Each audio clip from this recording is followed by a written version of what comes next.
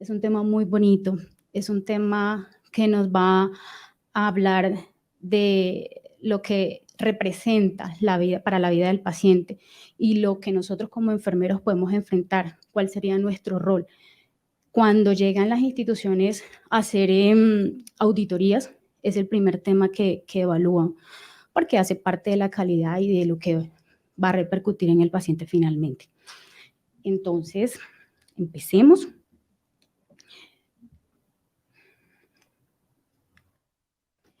La importancia entonces del tratamiento del agua. El líquido de diálisis se pone en contacto con el paciente a través de la membrana semipermeable. Se pone en contacto con la sangre del paciente a través de la membrana semipermeable. Y todos los solutos que estén disueltos en este líquido, ya sean partículas, microorganismos, iones, van a ser transmitidos a través de esta membrana. Todo va a depender del tamaño molecular que tenga esta partícula. Si el tamaño molecular es menor al punto de corte de la membrana, el paso va a ser mucho más fácil y va a generar en el paciente intoxicaciones crónicas y agudas. El líquido de diálisis está compuesto por dos componentes, principalmente lo que es el agua y los concentrados. Estos a su vez se van a mezclar en el circuito hidráulico de la máquina. Estos tres, tanto como el líquido de diálisis, como el agua, los concentrados y los circuitos hidráulicos de la máquina, forman una fuente de contaminación para el paciente si de verdad no se le hace el tratamiento adecuado. Por eso es importante poder detectar a tiempo, poder tratar o evitar que lleguemos a tener rangos fuera de los límites de todos estos contaminantes.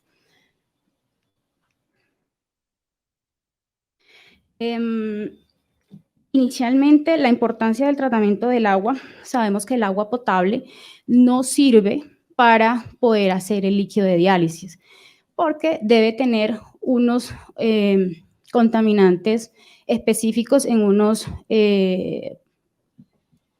rangos determinados. Por lo tanto, es imprescindible purificarla. A lo largo de los años, los nefrólogos, los enfermeros y todas las personas que están al frente de las unidades renales han tenido que enfrentar situaciones que complicaban la vida del paciente en hemodiálisis. Inicialmente, prevenir el síndrome de aguadura, que consistía básicamente en la presencia de concentraciones elevadas de calcio y magnesio en la sangre del paciente. Y esto generaba unos signos y síntomas, entre ellos hipertensión, diarrea, filtros coagulados y síntomas como cefalea, diaforesis, sensación de picor en la piel. Posteriormente, los nefrólogos, solucionando esto con el filtro suavizador, tuvieron que enfrentar una situación relacionada con el aluminio. El aluminio es uno de los elementos más difíciles de eliminar y es uno de los que genera complicaciones irreversibles en el paciente, entre ellas la encefalopatía, la osteomalacia. Por lo tanto, es imprescindible hacer mucho énfasis en este elemento. Posteriormente, las cloraminas y el cloro generaron un problema gravísimo, mostrando grandes cantidades de epidemias de anemización en los pacientes por hemólisis. Esto fue solucionando a través del tiempo con la instauración de los filtros carbón. Actualmente nos vemos expuestos al problema de las endotoxinas. Es un problema que todas las unidades renales enfrentan en estos momentos y que todavía en algunos lugares los límites están fuera de los rangos y genera una situación inflamatoria crónica en el paciente. Hacia el futuro miramos y la idea es que nuestro líquido de diálisis sea tan parecido a las infusiones intravenosas, que contenga ese gran grado de pureza.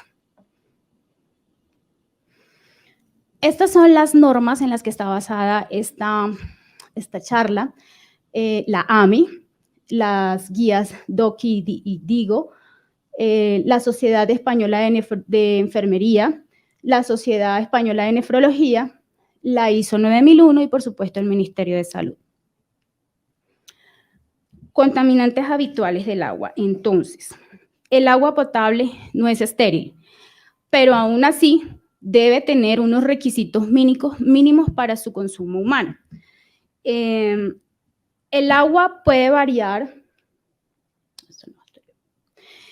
el agua, la composición del agua puede variar de una ciudad a otra, de un lugar a otro, y también va a depender de las condiciones climáticas. Por lo tanto, antes de poder fabricar una planta de tratamiento, tenemos que saber a qué tipo de agua nos estamos enfrentando. Si es una agua que está con las concentraciones de cloro por debajo o muy por encima, qué cantidad de microorganismo contiene y qué tipo de microorganismo contiene. Es importante esta información antes de fabricar la planta de tratamiento de agua. Los contaminantes del agua los podemos clasificar en partículas, que son los que producen la turbidez, entre ellos los minerales y los coloides. Los solutos, clasificados en sustancias disueltas, inorgánicas y orgánicas, como los cationes, aniones, y entre las orgánicas, la ligina, el tanino, los no naturales provenientes de la agricultura, insecticidas, pesticidas, provenientes de la industria, como aguas residuales derivadas del petróleo y la minería, y las endotoxinas, que son provenientes de los microorganismos. Dentro de los microorganismos encontramos bacterias, levaduras, hongos, protozoos, virus. Y como cuarta, podríamos decir que también tenemos que luchar contra las sustancias que son añadidas por las autoridades, como el cloro, el sulfato de magnesio y el flúor, que son importantes para el consumo humano, pero pues son letales para la hemodiálisis del paciente. Finalmente, el propio tratamiento del agua y su distribución pueden contribuir a una contaminación en el paciente.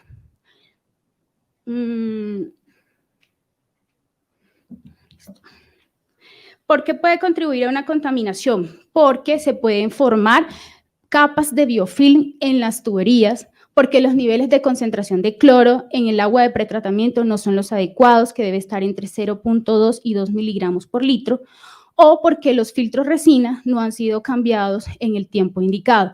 Los filtros carbón, esos lechos filtrantes se deben cambiar anualmente, porque esto es un filtro que está, es el que filtra, el que absorbe todo el cloro del agua y queda expuesto a la contaminación o a la colonización de cualquier microorganismo, porque la primera función del cloro es hacer la función de bactericida en el agua.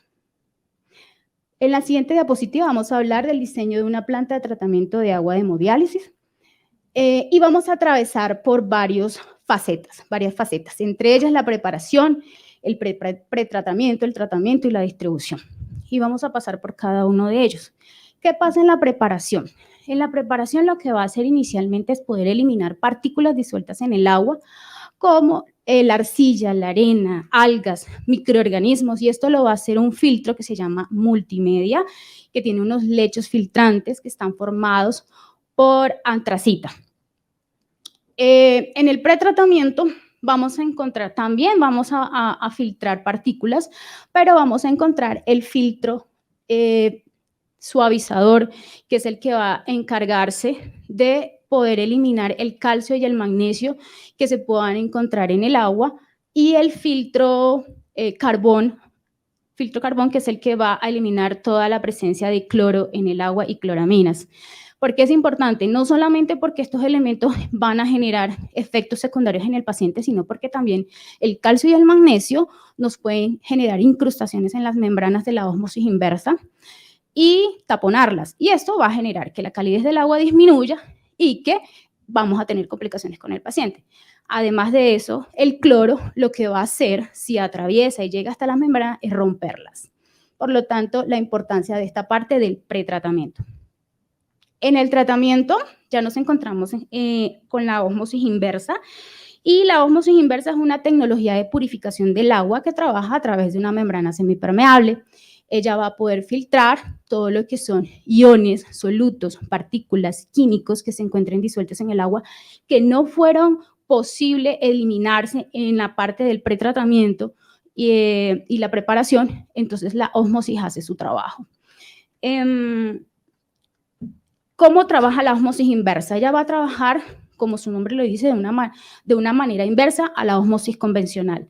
Lo que va a hacer es, a través de una presión hidrostática, poder sacar todos los solutos o eliminar los solutos, los iones y las partículas del agua, y lo que va a permitir que pase a través de la membrana solamente es el líquido. Los solutos se quedan atrás.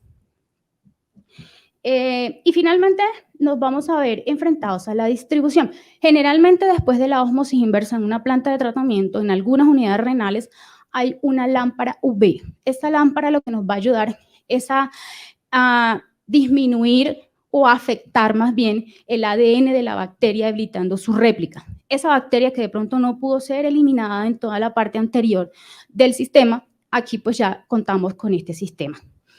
Y vamos a la distribución. La distribución que generalmente tenemos un tanque pulmón, que es el encargado de poder hacer una función de reservorio y que también debe tener unas características para evitar que esta agua que ya ha pasado por un tratamiento y que ya está lista para poderla distribuir hacia el paciente no se vaya a dañar. Entre esas características, pues que debe estar hecho en acero inoxidable, que debe tener una base cónica para evitar que se queden residuos de agua, que debe estar sellado y que debe tener un filtro de venteo, que es el que va a evitar que partículas en el ambiente logren contaminar el agua. También debe mantener el agua en constante movimiento para evitar que el estancamiento nos colonice el agua. Entonces, esta agua va a ser distribuida después del filtro del tanque pulmón a través del anillo. Entonces, es un término que muy comúnmente escuchamos. El anillo es toda esa tubería que sale desde el tanque pulmón hacia las máquinas. Este anillo también debe tener unas características para evitar su colonización, para evitar la formación de biofilm. No debe tener acodados, no debe tener uniones para evitar pues, la contaminación del líquido. Esta es la parte gráfica de lo que les acabo de contar, más o menos. Ese naranja que ven allá es como el tanque de reserva del agua de pretratamiento de cada institución. Fundación Santa Fe cuenta con 4 tanques de reserva. Y posterior van a encontrar en los verdes los filtros de los que acabamos de hablar, el filtro carbón, el suavizador y el multimedia. Luego se enfrenta a la ósmosis inversa, el tanque de agua tratada, que es el tanque pulmón, y la lámpara UV, que como pueden ver es opcional, por eso les digo, no todas las unidades renales la tienen, pero es una función importante. Y finalmente el anillo para llegar hasta las máquinas en la sala de hemodiálisis. Esta era nuestra planta de tratamiento de agua y la traigo a colación porque la muestro con mucho orgullo, ya no existe. Vamos a encontrar en la contaminación por solutos que el agua purificada pura y ultra pura para hemodiálisis debe tener como máximo una cantidad permisible de contaminantes. Esto lo vamos a medir a través de la conductividad. La conductividad es esa capacidad que tienen las soluciones de poder transmitir la electricidad, el sonido, a través del agua, pero en este caso nos fijamos solamente en lo que es la electricidad. A mayor conductividad, mayor electricidad, mayor presencia de químicos en el agua. A menor conductividad, mayor grado de pureza en el agua. La conductividad debe estar en un rango máximo de 5 microsiemens por litro debe estar la conductividad del agua. Es un término importante que debemos manejar. Esta es una copia tal cual como está en la guía de todos los rangos permisibles de los elementos que pueden estar en el agua. Voy a hacer un énfasis en el aluminio. Su rango debe ser menor de 0.01 miligramos por litro. Y pues todo lo que es el mercurio, el magnesio, el flúor, el cloro, el potasio, en fin. Hablemos entonces del aluminio en el agua. ¿Por qué? Les había comentado que el aluminio es difícil de erradicar. Generalmente a veces se necesita de una doble ósmosis inversa para poderlo erradicar y también genera muchas complicaciones en el paciente irreversibles. Entre ellos, entonces, el aluminio está formado, se puede presentar en el agua en 2 presentaciones, en forma de ion asociado a sales y en la forma coloidal asociado a la materia orgánica. El aluminio coloidal, que es el de la materia orgánica, no se podría eliminar con los desionizadores y solo la ósmosis inversa sería capaz de eliminarlo. Y los descalcificadores eliminarán solo sus formas catiónicas. En los casos en que el aluminio se añade al agua como floculante de la materia orgánica, alcanzando niveles muy elevados, la única forma de conseguir niveles óptimos en el líquido de diálisis sería trabajando con una serie de doble ósmosis inversa. La doble ósmosis inversa a lo que nos apunta es un agua ultra pura. Antes de hablar del cloro, quisiera comentarles que los niveles permisibles de aluminio en la sangre del paciente no deben sobrepasar los 20 miligramos por litro. ¿Por qué? Por todo lo que les había comentado. Para tomar la muestra de sangre en el paciente de aluminio se necesita de algunas especificaciones, entre ellas que no se puede tomar con una aguja metálica, que debe tener unos envases especiales, que se debe proteger de la luz, porque se mide a través de la espectrofotometría, que es una técnica que utiliza el laboratorio para poder verificar cuánta cantidad de luz puede absorber un químico. Entonces, quería comentarles ese pedacito. Ahora sí, pasamos a la contaminación por cloro y cloraminas. Entonces, el cloro total es la suma de cloro libre y de las cloraminas en el agua. El cloro total, su rango debe estar en 0.06 miligramos por litro. La función del cloro libre principalmente es la de hacer bactericida. La función de las cloraminas es mantener esos niveles de cloro en el agua estables, porque el cloro se evapora fácilmente. Entonces, las cloraminas son productos del cloro libre y se van a formar cuando el cloro entra en contacto con una molécula de nitrógeno. Al encontrarse y se forman las cloraminas y estas se subdividen en tres: la monocloramina, la dicloramina y la tricloramina. Las cloraminas deben tener un rango permisible en 0.05 miligramos por litro. Y pues como les contaba, es un subproducto químico del cloro.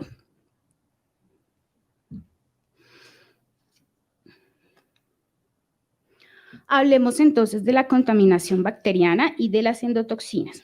Las endotoxinas continúan siendo un problema grave en las unidades renales hoy en día. Las endotoxinas generan y producen reacciones pirógenas en el paciente. Estas se encuentran en la membrana exterior de los gram negativos y también pasan al torrente sanguíneo a través de la lisis bacteriana. Inicialmente las endotoxinas pues son sustancias pirógenas, pasan a la sangre a través del dializador, activan los monocitos, producen citoquinas y generan finalmente la situación inflamatoria crónica del paciente y obviamente pues la complicación de su estado clínico. Muchas de estas sustancias van a pasar a la sangre por su peso molecular, que va a ser menor a 10 kilodalton, lo que le hace fácil atravesar la membrana. Estas endotoxinas pueden generar en el paciente reacciones a pirógenos, el síndrome postdiálisis, amiloidosis asociada a diálisis, la arteriosclerosis, debilidad muscular, desnutrición y pérdida de masa ósea. Esta es una tabla copiada de la guía tal cual, que nos muestra entonces los niveles permisibles de endotoxinas y de microorganismos en el agua. En el agua purificada y en los concentrados debe estar menor o igual a 100 unidades formadoras de colonia, y en las endotoxinas debemos tener menor o igual 0.25 unidades de endotoxinas por mililitro. Aquí cabe resaltar que las endotoxinas se deben medir a través del test LAL, que es un lisado de amebocitos en el agua. Es el único que detecta la cantidad de unidades de endotoxinas en el agua. Por lo tanto, cuando ustedes estén en sus unidades renales y se han enfrentado a este resultado de laboratorio, tienen que verificar que sea a través de esta metodología.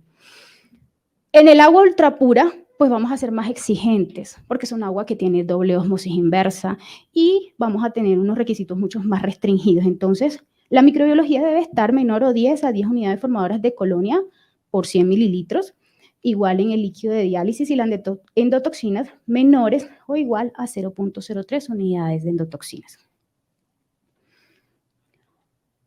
los concentrados para diálisis. Es un tema también importante porque a veces nos relajamos y pensamos que como esto ya viene fabricado y tiene unas condiciones estériles para poder ser utilizado, pero también se puede contaminar fácilmente. Entre los concentrados para diálisis tenemos lo que es el ácido, que es un concentrado, como su nombre lo dice, de sales de ácido, y el bicarbonato de sodio. Estos dos se unen y forman el líquido de diálisis. La presentación del ácido va a estar en garrafa, en bolsa, en cartucho seco de cloruro sódico más bolsa de iones como formas individuales y contenedores para distribuir centralizadamente. Estos líquidos se pueden distribuir desde una forma central para todas las máquinas o individualizado a cada máquina de hemodiálisis. Y la presentación del bicarbonato siempre debe ser generalmente recomendado en polvo para la fabricación del líquido de diálisis. Metodología de la calidad, del control de calidad del agua y el líquido de diálisis. Debemos tener en cuenta entonces qué vamos a medir, cómo lo vamos a medir y con qué frecuencia lo vamos a medir. La dureza, el cloro libre y el total y la conductividad se deben medir a diario. Antes de iniciar la hemodiálisis es lo primero que el enfermero hace cuando llega a la unidad renal. De manera mensual vamos a tomar el control bacteriano y de endotoxinas y semestral vamos a hacer un control físico-químico, pero vamos a hacer un énfasis en aluminio. Cuando hablamos de físico-químico, hablamos de todos los elementos que posiblemente estén en el agua. Además de esos controles, vamos a tener en cuenta también las mediciones de presiones en el sistema. ¿Por qué es importante? Porque si las presiones del agua pretratamiento están por debajo de 50, vamos a tener problemas porque necesita todo el sistema trabajar con una buena presión de agua. Entonces también los enfermeros llegamos a hacer todas estas mediciones y a verificar que las presiones de cada filtro y de entrada del agua hacia la planta estén en los rangos normales. El control de los filtros. Los filtros, como ya habíamos hablado del filtro suavizador, del multimedia y de carbón, estos se deben cambiar anualmente. Como les había contado, el lecho filtrante de los filtros carbón se puede colonizar fácilmente. Y cuando encontramos en la muestra post filtro carbón de agua presencia de cloro, quiere decir que las resinas llegaron a su fin. Entonces necesitamos las resinas, los lechos filtrantes llegar a su fin y necesitan un cambio. Las resinas intercambiadoras de iones hace referencia al descasificador y desionizador, que es el filtro suavizador y que lo vamos a medir a través de la dureza. Y la ósmosis inversa. Las membranas de la ósmosis inversa se deben cambiar cada 3 años. Estas también se pueden colonizar y es importante sanitizar mensualmente. Es importante que tengamos un cronograma en donde yo diga 25 de diciembre, sanitización, 25 de enero, siguiente sanitización, independientemente de lo que tengamos programado, pero se debe cumplir el mes. Generalmente esa sanitización se hace con peróxido de hidrógeno o con hipoclorito de sodio, depende de la institución. Pero pues es importante su programación. También va a depender del porcentaje de rechazo y del porcentaje de permeado. Entonces, finalmente, la programación de la desinfección del circuito, porque no solamente es la desinfección de las membranas, sino también del tanque pulmón y de todo el circuito del anillo hasta llegar a las máquinas. Lo que son los filtros, los lechos filtrantes no entran en la sanitización. Es a partir de la ósmosis inversa para allá. Hacia allá son los cambios anuales, como les había contado. Y me fui para otro lado. Muchas gracias.